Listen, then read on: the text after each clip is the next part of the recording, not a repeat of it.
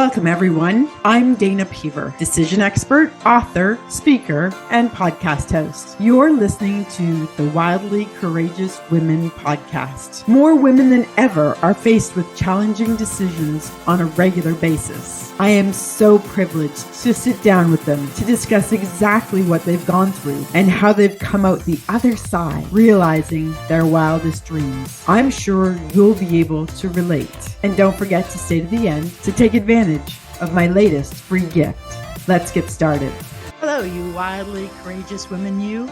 Welcome to the Wildly Courageous Women podcast.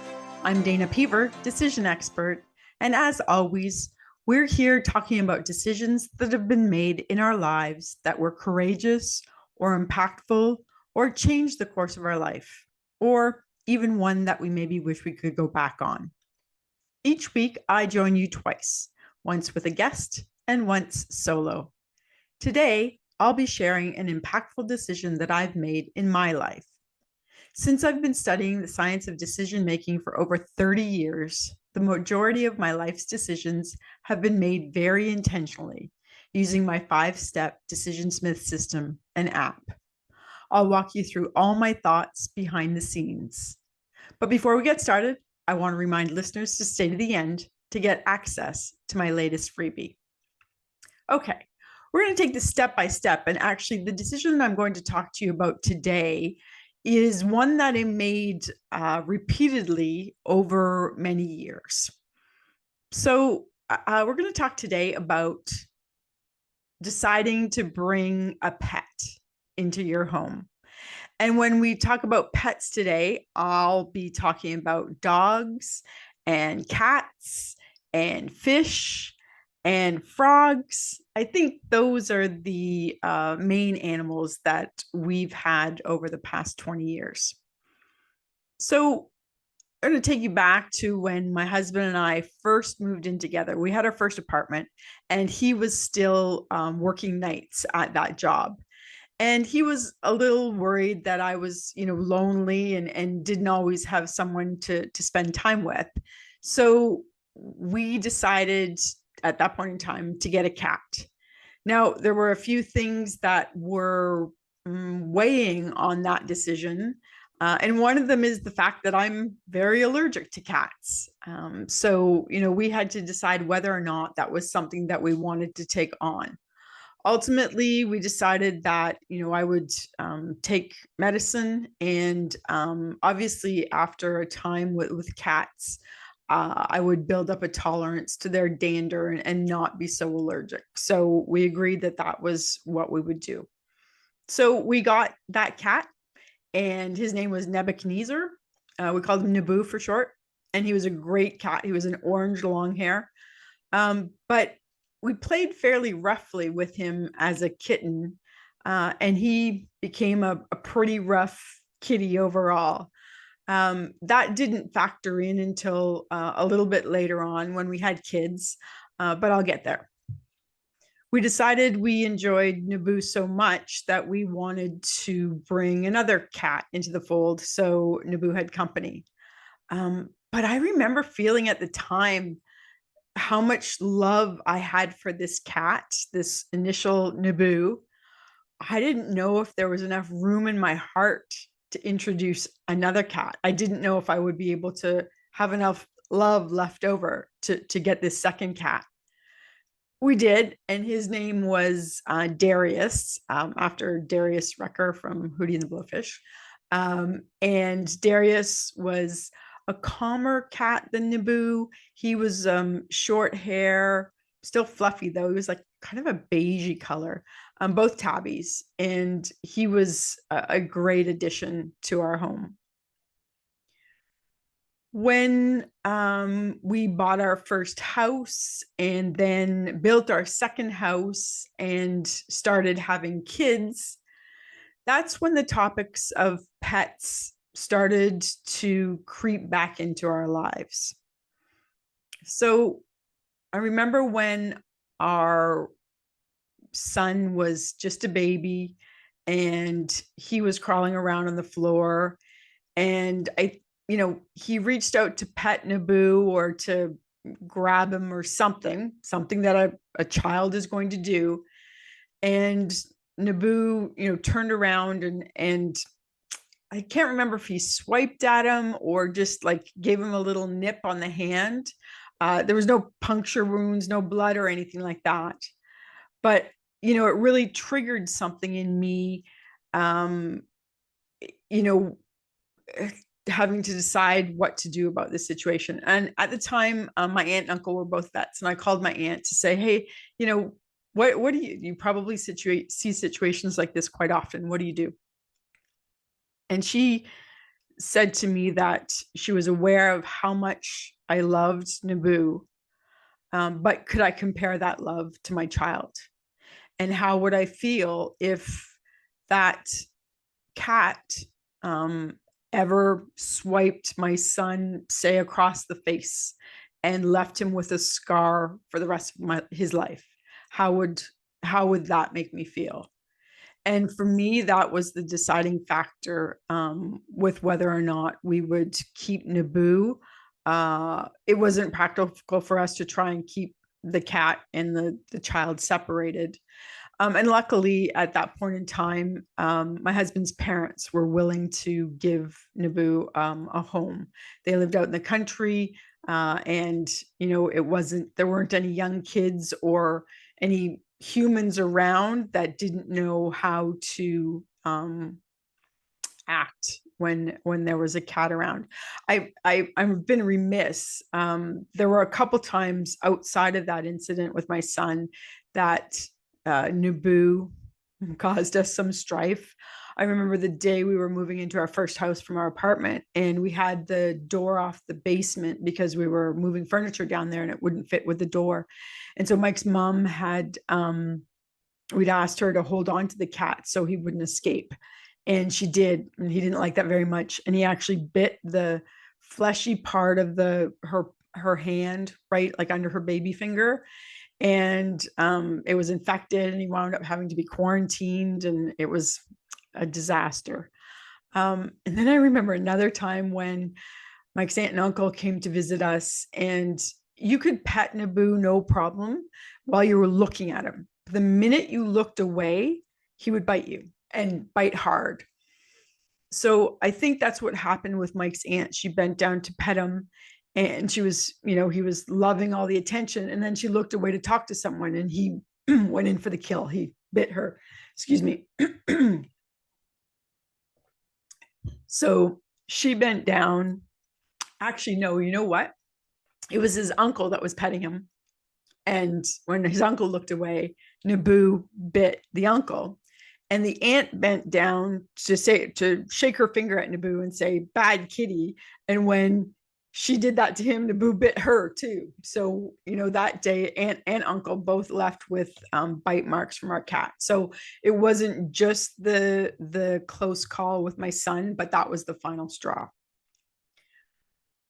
Then fast forward a couple years, and by that point, we'd added my daughter to the mix. And Darius, like I said, was a short hair, but he was really fuzzy, and he lost a lot of fur all the time.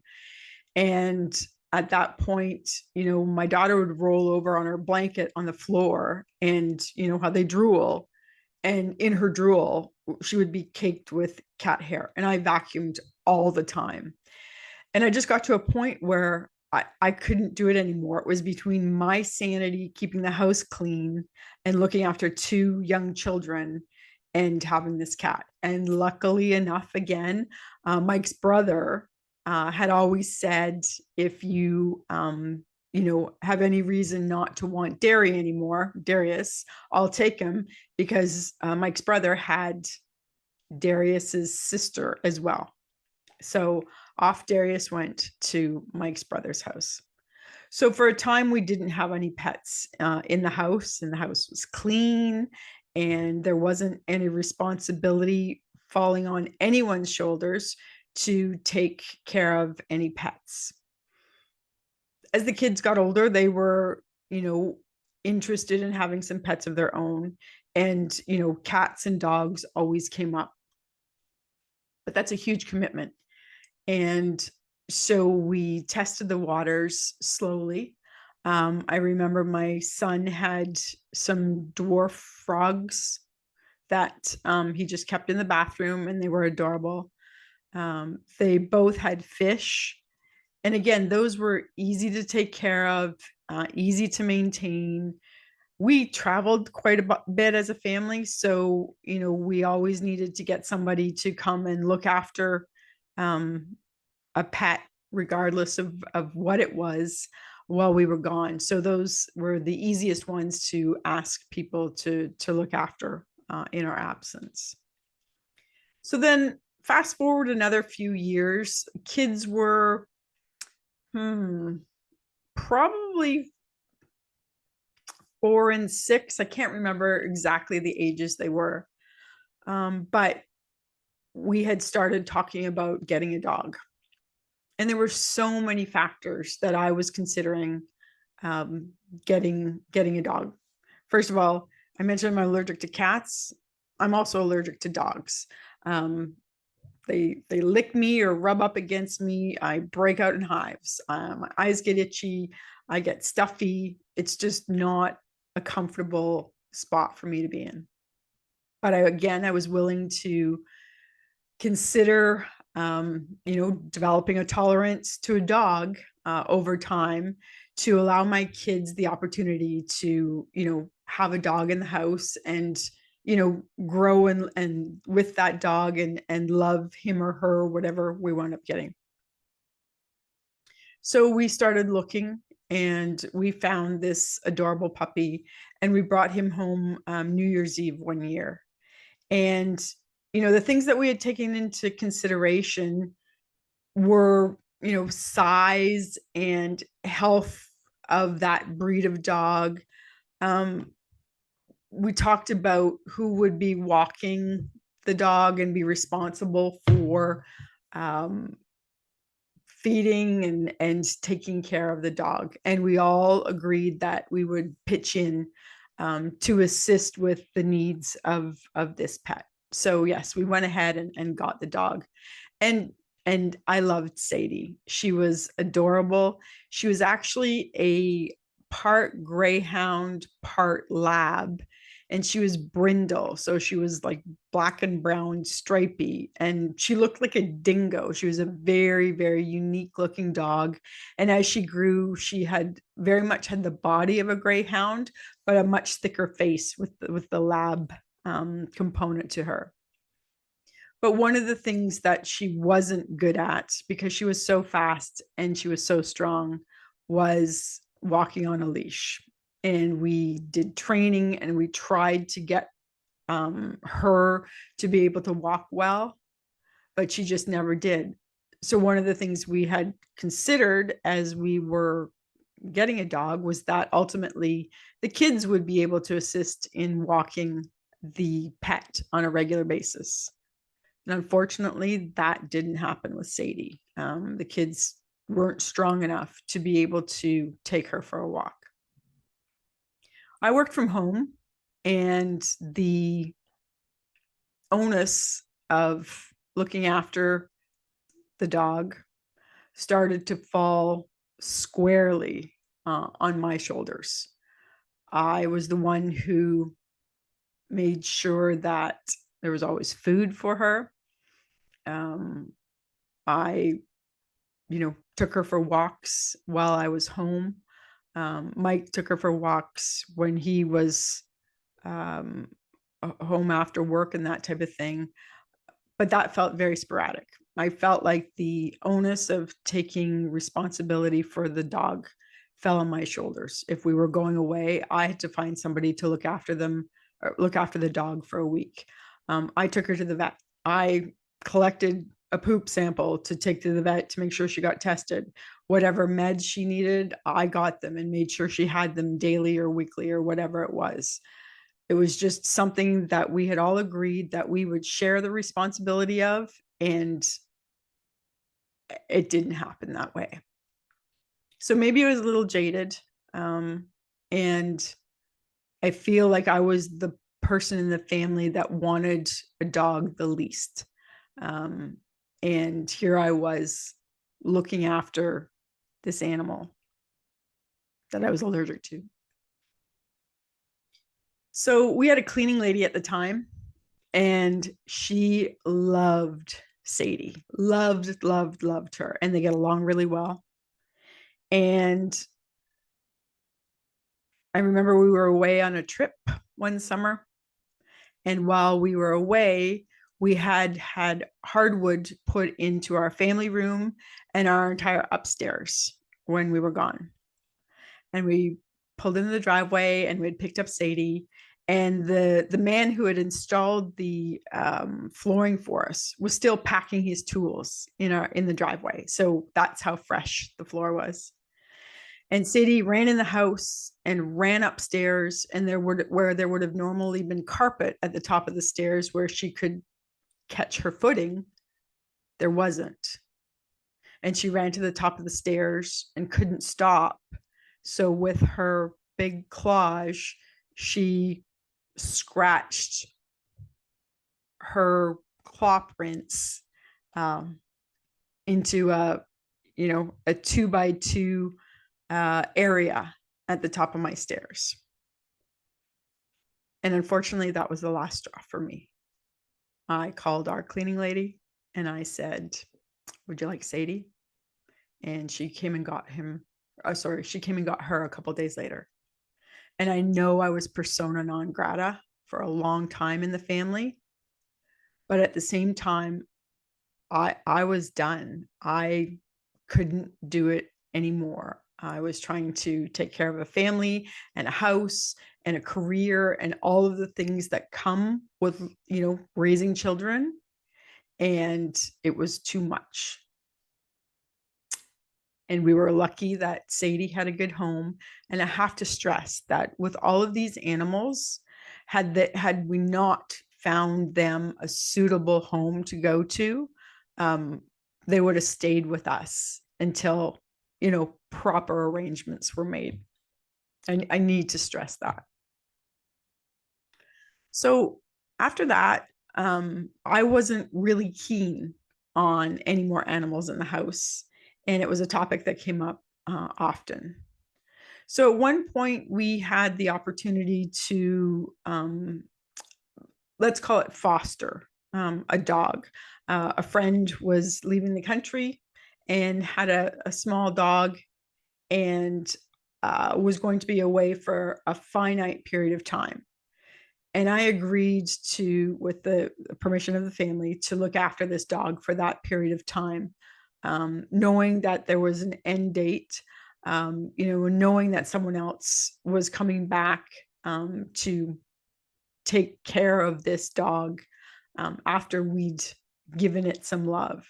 And again, I didn't want to deprive my kids of the opportunity to have a dog, but I knew what balance I needed to be able to maintain the house properly.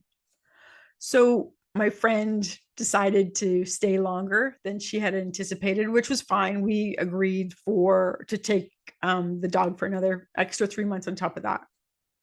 But then she wound up staying, I think, for about 3.5 years total.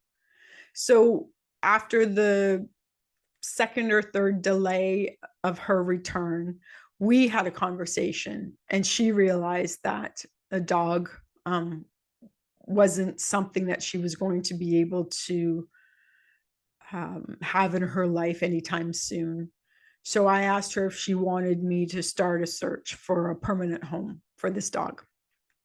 Well, our neighbor's brother was in the market for a dog, came and saw this dog, fell in love. And so that family, took the dog that we'd been fostering and gave her a lovely, lovely home for years and years.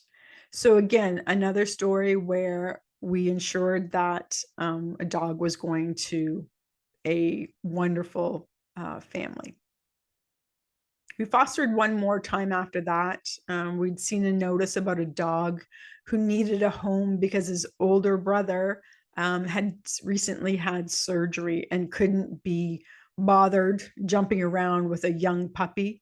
So we wound up taking that dog for 2 or 3 months as well. Again, getting our dog fix in the meantime, but with a finite end date, for that dog to go back to their home. And that's exactly what happened. So no other permanent dogs came into our lives after that point. And there was one summer, end of the summer, and my daughter again wanted a cat. And she had been pushing for one. And at that point, she was, double digits in terms of years. So a lot more responsibility could fall on her shoulders. And, she did a PowerPoint presentation for us that with a cat that she had found, and that, she would pay for. And, she was babysitting at that time, I think, so making money. And she would take care of this cat in its entirety. And again, had to consider my allergies, but she, was successful in her negotiations, and we did go and get that cat. We wound up having Bentley for, I can't remember if it was 3.5 or 4.5 years. And unfortunately, Bentley developed kidney disease and passed away at a fairly young age. And that was the last animal that I had in my home. Shortly after Bentley passed, we actually moved from our house into a condo building, which doesn't have pets. And at that point in time, I was okay with that because our kids were just in the process of finishing high school. And I knew that they would be out on their own at some point in the future. And if they wanted to entertain the responsibility of getting a pet, they would be able to do that on their own. When I look back at all the factors that we took into consideration when deciding whether or not we would get pets, one of the things that resounds so loudly and clearly with me is the fact that we all agreed as a family to take on this responsibility. But when push came to shove, that responsibility fell squarely on my shoulders. And I think I was resentful about that. And I never let the animals feel that. I loved them with all my heart. And I remember when, I looked after my friend's dog and then it went to the wonderful family. I remember sobbing after that dog left. Lying in bed one night, just sobbing uncontrollably because I missed that dog so much. So, again, please don't worry that I took it out on the animals. I was upset with the fact that my family wasn't contributing in a way that they had promised. And again, it wasn't necessarily the kids' fault that they couldn't, walk the one dog, because she was so strong. So I made decisions based on the information I had at the time. But in looking back, I couldn't have known that responsibilities wouldn't be shared as they had been promised. So I think one of the things that I want to make sure that you wildly courageous women know is the responsibility of having a pet and, appeasing your kids and potentially your husband, but making sure that if that's important to you, in terms of the responsibilities being shared, that you make sure that that is actually what's going to happen. Again, I loved all of the animals that we had so very much. But with my current travel schedule and my inability to have pets in the condo, I'm actually okay with not having any more pets at all. in my future. All right. So those are the decisions that we made about having pets in our family.